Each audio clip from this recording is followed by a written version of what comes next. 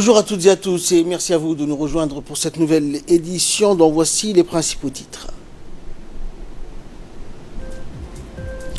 Ouverture donc du 33e sommet de l'Union africaine à Niamey au Niger, à laquelle prend part donc le président de la République.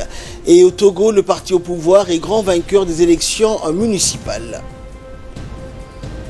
Merci à vous de nous rejoindre. Le 33e sommet des chefs d'État et de gouvernement africains a ouvert ses portes ce matin au palais du Congrès de Niamey en présence de nombreux dirigeants africains dont le président djiboutien Ismaïla Omar Guelleh. Les travaux de ce sommet sont conduits par le président hôte Mahamadou Issoufou et présidés par le président en exercice de l'Union africaine, le président égyptien Abdel Fattah al-Sisi, avec la participation du président de la Commission de l'Union africaine Moussa Faki. L'ordre du jour du principal sommet porte sur l'entrée en vigueur de la zone de libre-échange continentale africaine, la ZLECA, dont la conséquence principale consiste en la levée définitive des taxes et autres droits de douane sur n'importe quel produit africain au sein de l'ensemble des marchés du continent noir. Ce sommet servira donc essentiellement de relais à l'adoubement collectif et médiatique qu'apporteront les dirigeants africains à l'entrée en vigueur de cette zone de libre-échange continentale qui équivaut à l'instauration d'un marché commun africain. Cette situation permettra la libre circulation des biens et des personnes entre les États africains, ce qui aura pour conséquence la création de nouvelles opportunités de développement pour les populations africaines, notamment pour les jeunes. Les dirigeants africains vont mettre en place une approche politique pour adopter des modes d'expression générale de cette nouvelle situation. Et sous l'égide du président Guelleh, la République de Djibouti fait office de mentor dans l'évolution de l'Afrique en un continent économique intégré. Notre pays a été l'un des premiers pays à avoir ratifié l'accord sur la création de la zone de libre-échange continentale africaine. Le Niger, pays hôte de ce sommet, a pris toutes les dispositions pour la réussite de ce sommet avec pour slogan « Le Niger accueille l'Afrique et le Niger berceau de l'intégration ». Les travaux du 33e sommet de l'Union africaine vont durer jusqu'à demain lundi.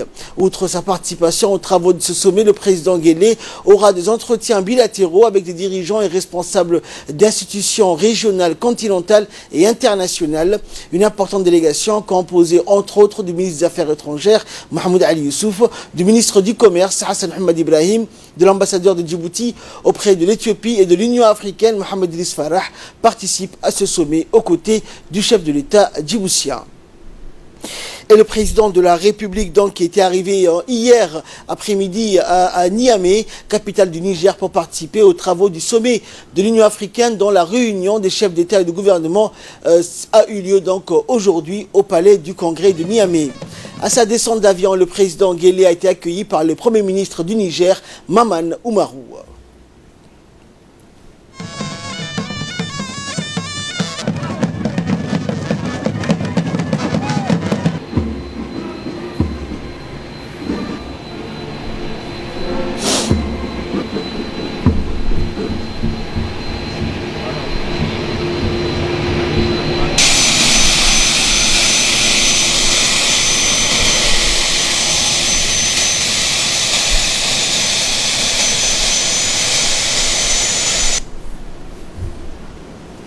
Alors le président de la République a été accueilli donc à sa descente d'avion sur le tarmac de l'aéroport international de Niamey par le Premier ministre, donc Maman Oumarou. À l'aéroport, le chef de l'État a reçu un important accueil comprenant notamment une revue de troupes, une interprétation de l'hymne national djiboutien et un spectacle de chants et de danse culturelle.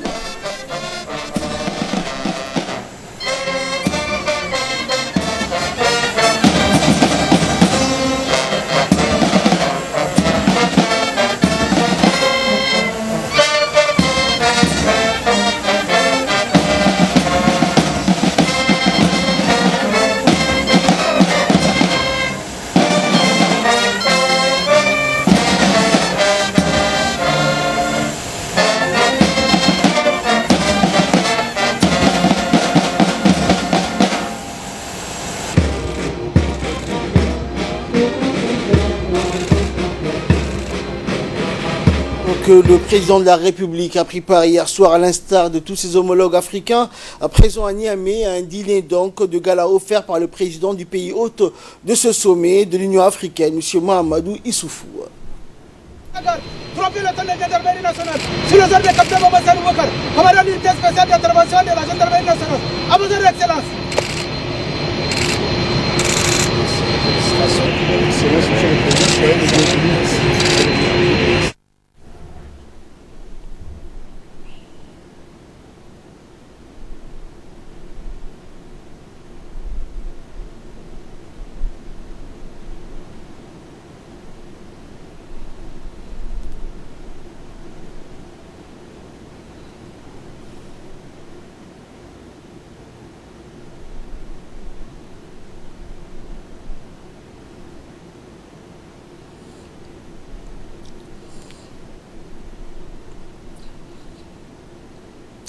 Également dans l'actualité, la République de Djibouti salue l'accord conclu entre le Conseil militaire de transition et l'Alliance de la force de libération et de changement portant sur le partage des pouvoirs durant la période de transition au Soudan. Un accord important qui constitue une étape fondamentale pour asseoir la paix et la stabilité et réaliser les aspirations du peuple frère de Soudan pour la démocratie, le développement et la paix. La République de Djibouti exprime sa satisfaction quant aux efforts constructifs consentis par l'Union africaine et l'Éthiopie afin de réconcilier le peuple soudanais. Djibouti réitère sa position ferme de continuer à soutenir le Soudan et le peuple soudanais dans toutes ses démarches visant à préserver sa souveraineté, sa paix et sa stabilité, mais également à se développer.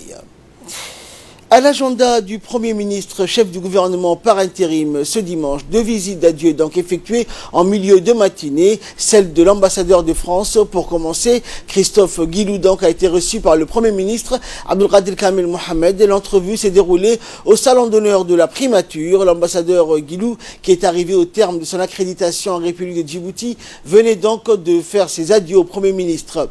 Le diplomate français avait remis ses lettres de créance au chef de l'État, Ismaël Omar Guelleh, le 11 janvier 2016. Précédemment, il avait occupé les fonctions de consul général à Boston, puis de directeur de la paix, de la démocratie et des droits de l'homme à l'Organisation internationale de la francophonie. Il quittera le sol djiboutien le 27 juillet prochain à destination de Yaoundé, au Cameroun, qui sera à son prochain lieu d'affectation. Également dans l'actualité, le ministre de l'Intérieur, Momin Ahmed Cheikh, a reçu dans son cabinet la représentante de l'UNICEF à Djibouti, Dianabou Maondé, pour une visite d'adieu. L'occasion est un hommage aux efforts déployés par l'UNICEF pour promouvoir les droits et le bien-être des enfants de Djibouti et pour soutenir les efforts du gouvernement dans ce domaine. La représentante de l'UNICEF a commencé sa précieuse mission à Djibouti en 2017 et depuis, Dianabou Maondé a déployé d'énormes efforts pour promouvoir les droits et le bien-être des enfants djiboutiens sous de nombreux aspects. Le ministre de l'Intérieur, Momin Ahmed Cheikh, a félicité la représentante et rappelé le rôle prépondérant que l'UNICEF a joué dans la mise en œuvre des programmes nationaux d'éducation et de protection des droits de l'enfant et de lutte contre la malnutrition infantile. Le ministre de l'Équipement et des Transports, Moussa Mohamed Ahmed, a reçu aujourd'hui dans son cabinet l'ambassadeur de l'Inde accrédité à Djibouti, son Excellence Ashok Kumar. Lors de cet entretien, les deux personnalités ont affirmé les partenariats entre les deux grandes nations. Les discussions ont porté également sur la coopération dans plusieurs domaines, dans le partage d'expériences, dans le transport urbain, le transport aérien ainsi que le développement des services connexes et au secteur portuaire. Le ministre de l'Équipement et des Transports n'a pas manqué de remercier l'ambassadeur pour l'appui constant de son pays dont il a pris l'exemple, les formations que bénéficient un certain nombre de jeunes djiboutiens sur le sol indien.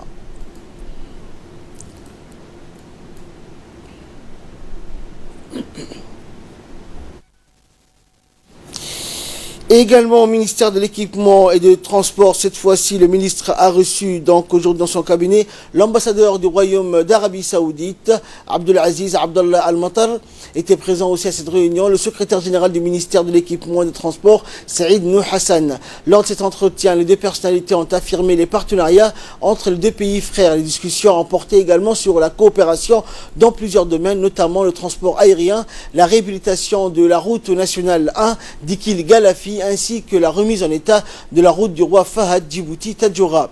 Par la suite, les discussions ont porté sur les voies et moyens de consolider davantage les liens fraternels de coopération économique bilatérale déjà existants entre Djibouti et le Royaume d'Arabie Saoudite.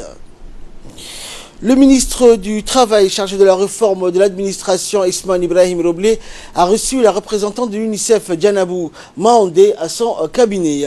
Cette visite s'inscrit dans le cadre des visites d'adieu de la représentante qui vient de terminer sa mission en République de Djibouti. Lors de cette rencontre, la représentante a fait un tour d'horizon sur les différentes possibilités de partenariat entre le ministre du Travail et de l'UNICEF.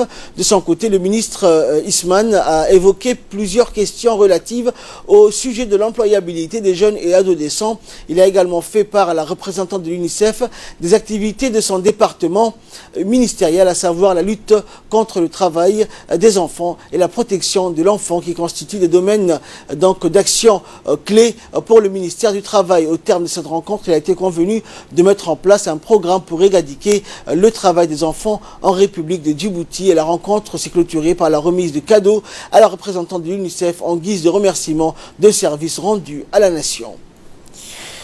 L'autorité des ports et des zones franches de Djibouti a eu hier la visite d'une délégation indonésienne. En l'absence du président des autorités des ports et des zones franches de Djibouti, en mission de travail à l'étranger, son conseiller Mohamed Aden Waberi a accueilli cette délégation dirigée par le docteur Arifi Seyman, directeur du Centre d'élaboration et d'analyse des politiques pour les régions de l'Asie-Pacifique et de l'Afrique du ministère des Affaires étrangères de l'Indonésie. Une présentation sur les infrastructures et les différents projets actuels et à venir, ainsi que les opportunités d'investissement de notre pays, leur a été faite. Les deux parties ont ensuite discuté sur les voies et moyens de créer un partenariat.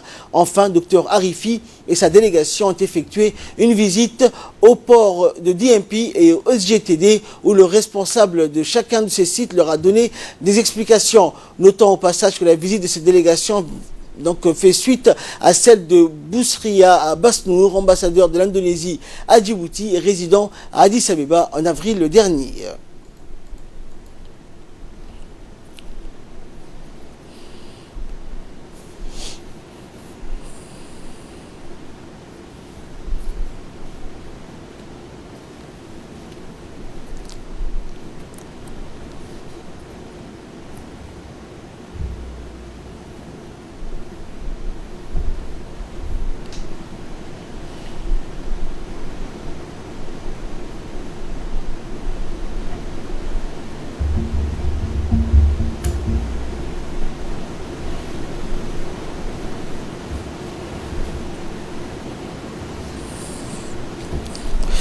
Santé à présent, le service d'urologie et d'andrologie de l'hôpital général Pelletier accomplit chaque jour de véritables prouesses techniques en matière de prise en charge chirurgicale des tumeurs de type rénal. En effet, Dr Osman Siad Omar et son équipe effectuent des interventions chirurgicales jusqu'alors indisponibles à Djibouti, notamment pour traiter les pathologies oncologiques telles que les tumeurs rénales, le cancer du prostate ou encore les tumeurs de la vessie.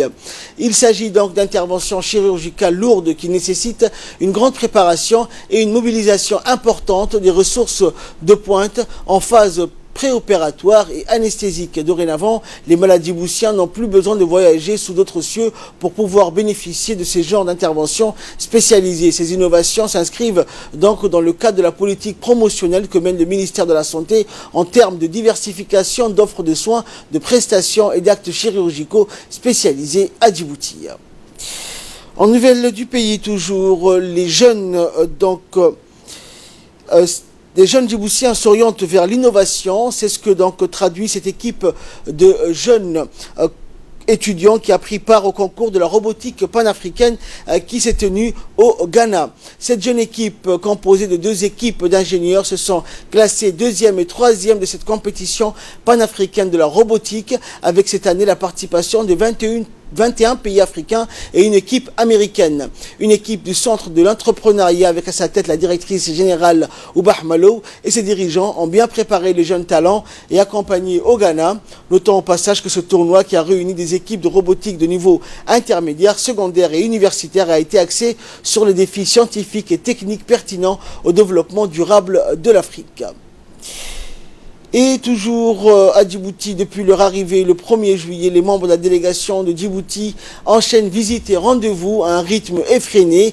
Visite de la retenue collinaire de Kambani, riche d'enseignements, participation à une conférence débat, à un comité suivi Interreg transfrontalier, réunion de travail, visite de mairie et d'intercommunalité. L'origine de cet échange est à chercher dans le cadre stratégique de coopération décentralisée adopté par l'Assemblée départementale en octobre 2018. Les domaines au potentiel de cette coopération tournent aussi bien autour de la culture, du sport, de la jeunesse que du transport aérien et maritime.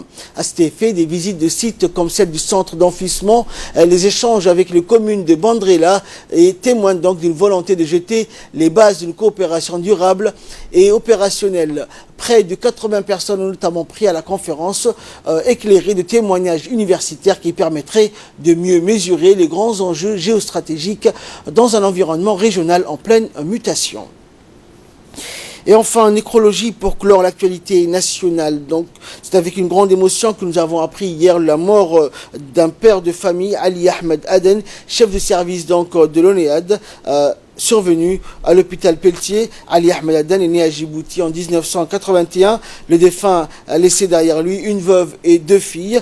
Sachez que nous sommes de tout cœur avec la famille donc et partageant la tristesse et la douleur éprouvée. Nous prions également le Tout-Puissant d'accueillir le défunt dans son paradis éternel. Inna lillahi wa inna ilayhi raji'un. En nouvelles du monde, à présent, Togo, le parti au pouvoir, donc grand vainqueur des élections municipales. Le parti au pouvoir au Togo a largement remporté les élections municipales du 30 juin en enlevant plus de 60% des sièges de conseillers municipaux dans 114 communes de pays, selon des résultats provisoires publiés vendredi soir par la Commission électorale nationale indépendante. L'Union pour la République, qui a fait carton plein dans plusieurs communes du pays, du nord du pays, a remporté 895 des 1490 sièges des conseillers municipaux. Viennent ensuite l'Alliance nationale pour le changement, la coalition de l'opposition et l'Union des forces de changement avec respectivement 134, 131 et 44 conseillers municipaux. Le vote ne s'est pas déroulé dans 3 communes pour des raisons techniques. Aucune date n'a été annoncée pour la tenue des élections dans ces 3 localités. Et enfin, l'Alex Acosta Lampedusa, Salvini a interdit tout débarquement. Nouvel accostage donc de force à Lampedusa, une semaine après le Sea-Watch 3, l'Alex, un voilier avec 41 migrants à bord, est entré dans le port italien ce matin, une décision prise malgré l'interdiction de tout débarquement par le ministre italien de l'Intérieur, Matteo Salvini. À bord de l'Alex, passagers et équipage sont épuisés et doivent recevoir des soins. Les conditions d'hygiène sont intolérables à bord. Méditerranea, le collectif italien de gauche et d'extrême gauche qui gère le voilier, a supplié les autorités de le laisser débarquer, jugeant que prolonger l'attente était d'une cruauté inutile. C'est tout pour ce journal. Merci de votre très aimable fidélité. Le programme continue sur Télé Djibouti.